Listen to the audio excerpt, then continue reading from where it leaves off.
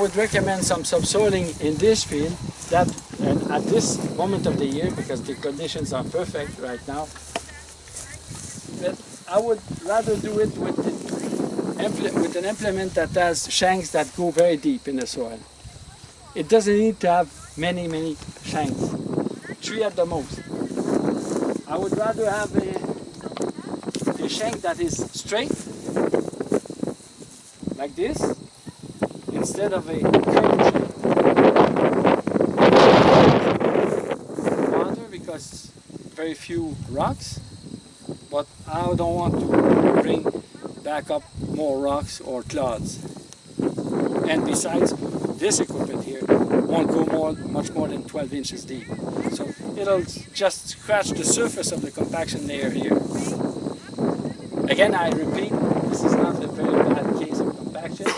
The crop, the alfalfa, has been sown here 3 years ago, and it's still there. It mustn't be that bad. I wouldn't go into this or anything that has sweeps at the bottom, at the end of the shanks. I don't want to have a sweep. It's not necessary at all. Remember, the idea is to break down a concrete sidewalk. It's exactly the same. First you've got to wait until the sidewalk is dry enough, and then as long as you have some tool that's going across the compacted layer, that'll do the job. You can even find on the internet, Quebec, but it's available wherever you are. You go on the internet and a company, I think it's Bushhog or some company like that in Nebraska, is offering brand new subsoiler at $900 US.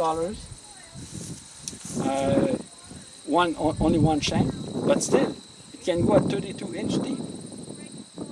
And you need only 85 horsepower on the tractor to pull that rig.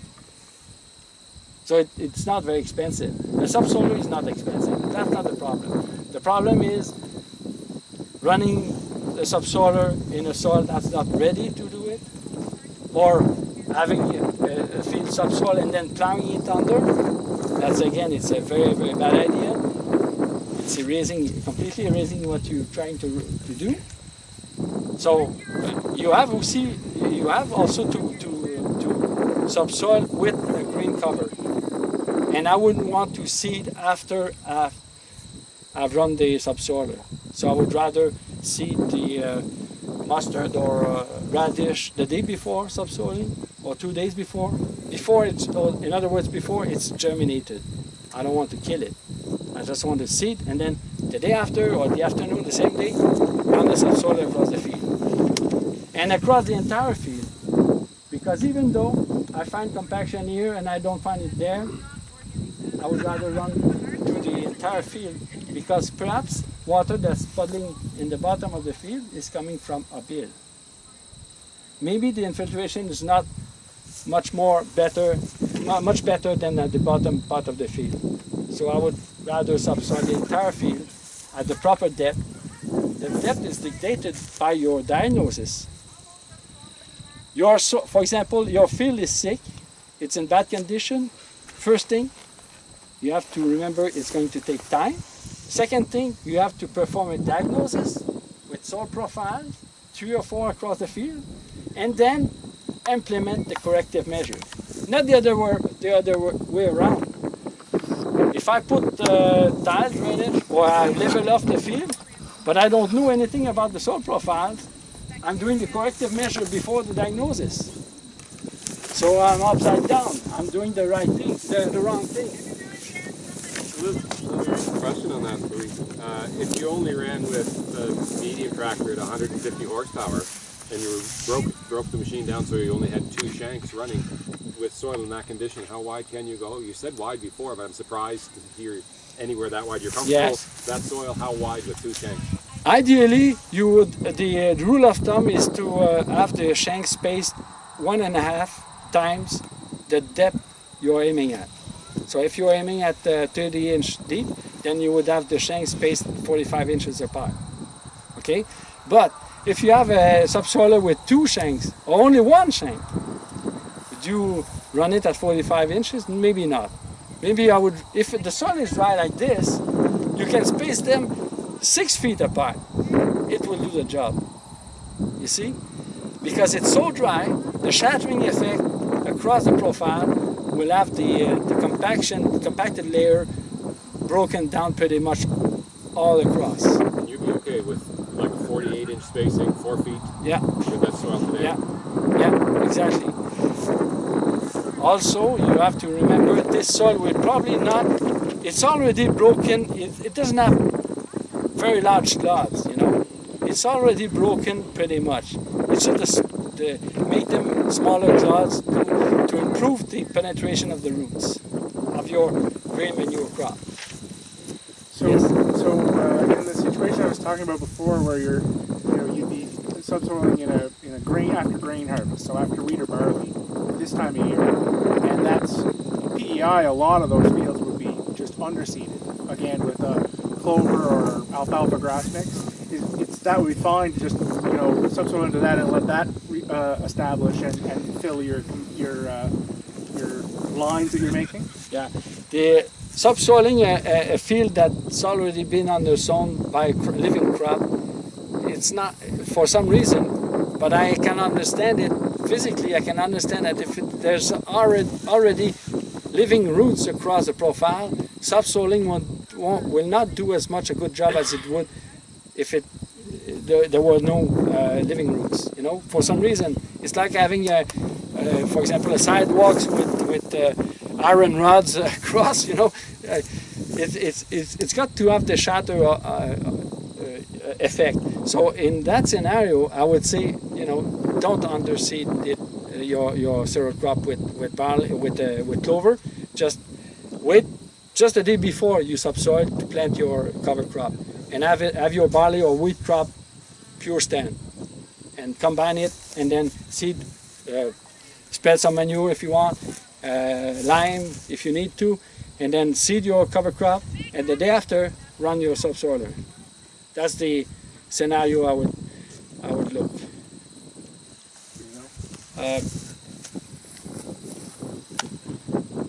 So if you were subsoiling here and you had let's pick a number 4 feet in between your shanks, and if you come along with pedometer in between that 4 feet, should you see a better penetration there? Yeah. If you have this, because right now we're doing 30 inches, and we'll go with some of 30 inches, and we still can't get through the ground. What you're telling us is completely the opposite of what we're doing. well, you have to pick.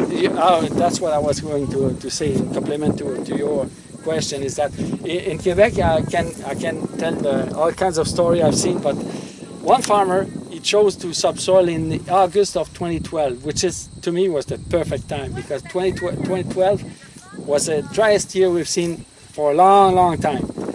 And I was digging holes like that in a field, a huge area, 75 acres of clay ground. And you could still see, in August 2012, water seeping through the horizon and filling in the holes I was digging. In August 2012. The farmers had not, he was setting aside those 75 acres just for the sole purpose of correcting the problem, having subsoiler run through it. And even though it was still too wet to run, we were in August 2012. The tragedy is that the fields that need most to be subsoiled will take the longest time, the driest year, to get at the perfect state to be subsoiled.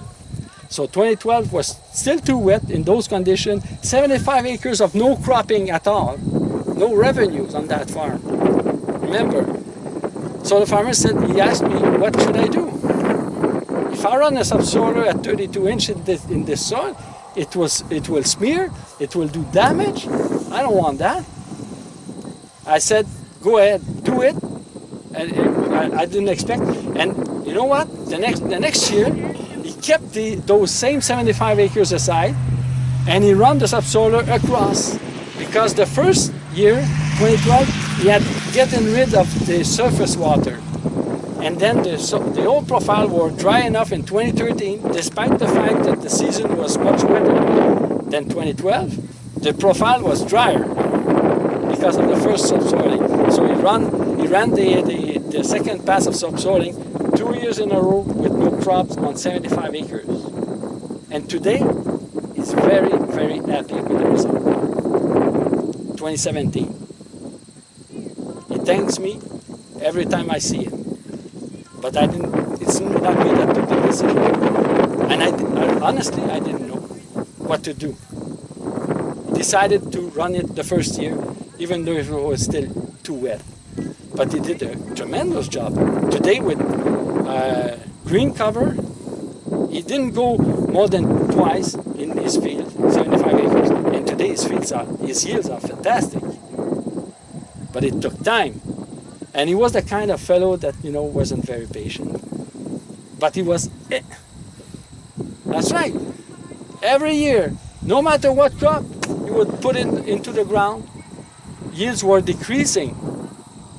He'd have a dry year, wet year. Every time you would have any discrepancy from a normal year, that happens all the time, the yields would go down. So he was discouraged, desperate, really. And I see that too often, really. It's unfortunate, but you've got to go that with those kind of results before you grab the real problem. One more. Yeah. What scenario do you see this field of subsoil today? Do you see a benefit, water holding capacity, and you think that's going to evolve through more root growth overall? With the subsoiling the purpose of subsoiling is to break the vicious circle you're into with this field. The water holding capacity is not there, and because the water holding capacity is not there, the crop is not growing, it's not sending its roots.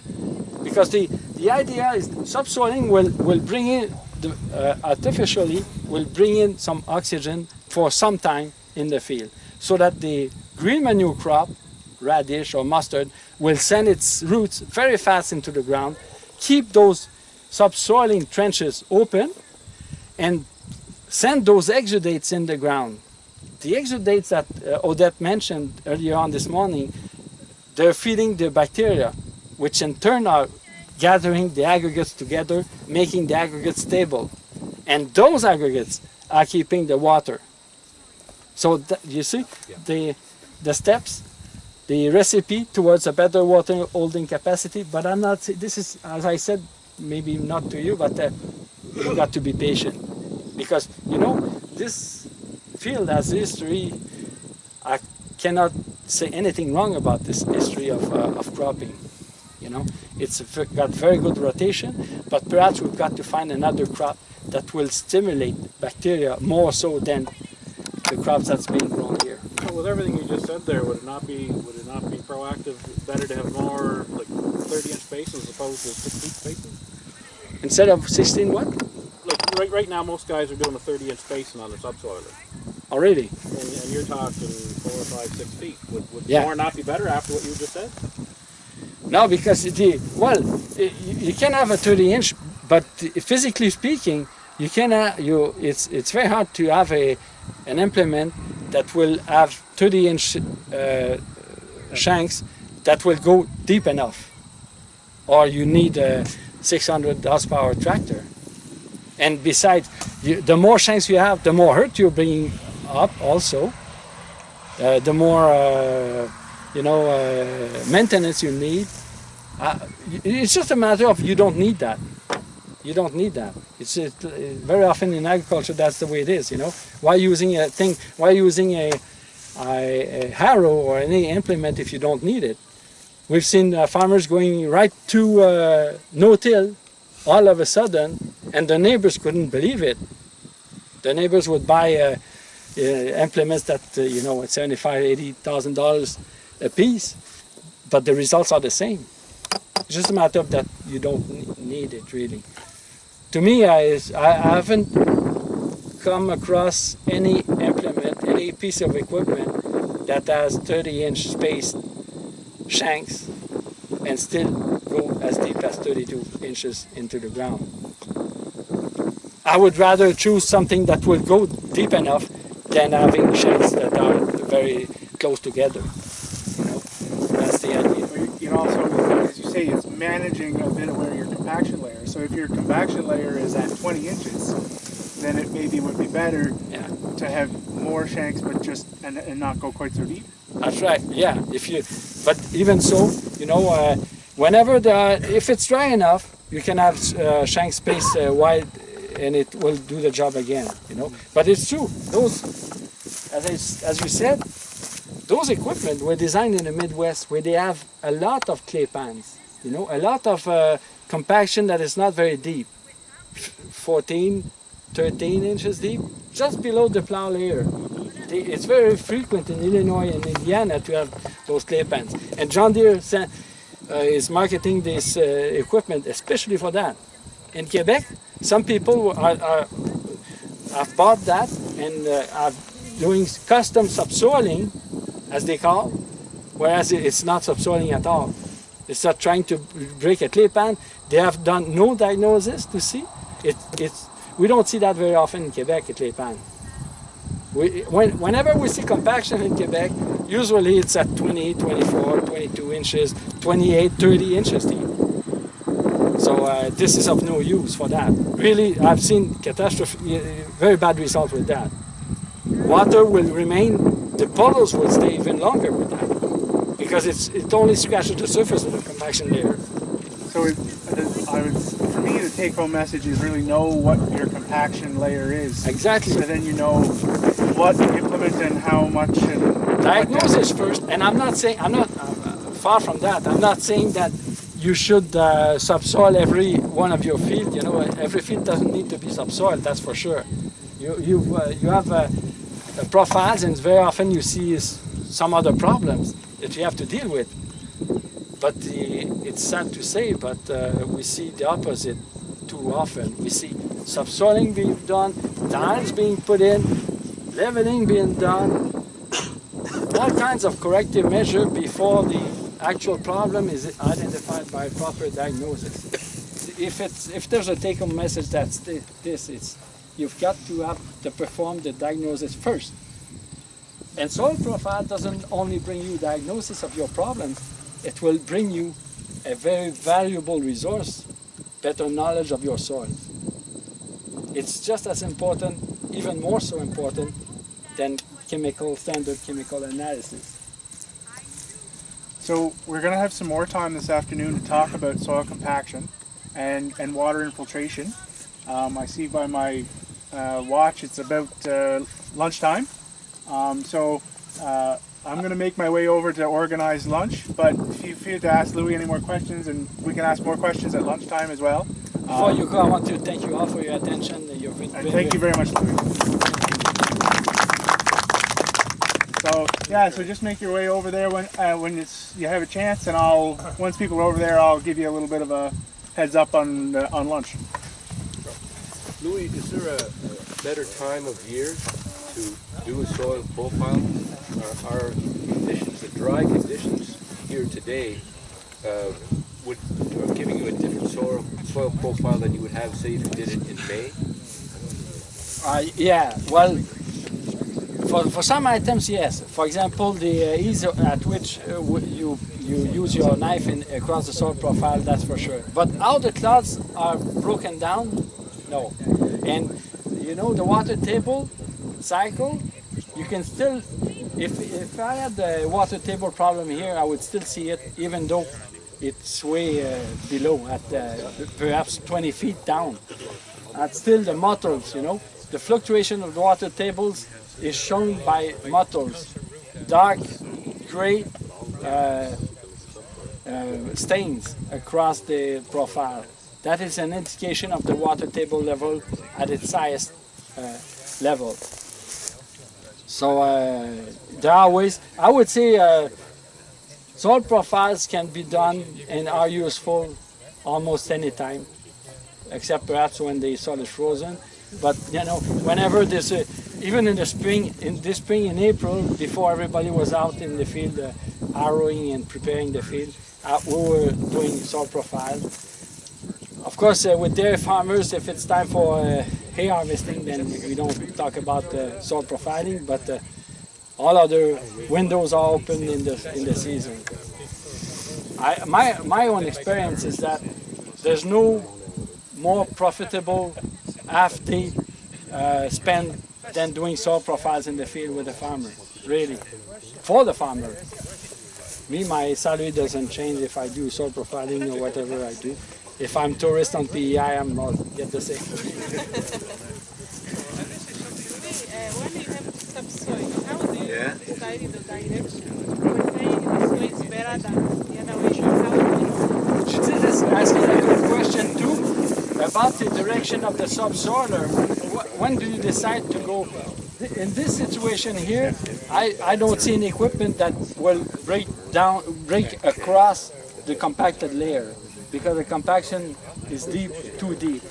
So in that situation, I would rather have the subsoiler run this way to bring the water down slope at the bottom of the field at the other end over there. That is a good question for example here. In the ideal scenario where I would recommend subsoiling is where I see a definite compaction layer. And if I see a definite compaction layer, that is a layer where I can feel compaction start and finish, and I can have an implement that will come across the whole layer of compaction, then it doesn't matter which way I run the subsoiler. It can roll this way, that way, just a few pieces in the field, it will do the job. But here, the worst thing that could happen here is to have the subsoiler run this way, because the water will stand there for much longer, because the subsoiler won't be able to come across the whole compaction layer. You have to design your subsoiling so that the water will evacuate the field all the way.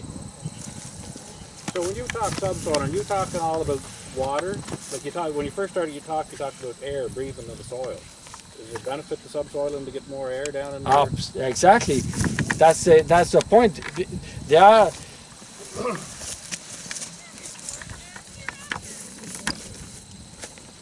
let me show something.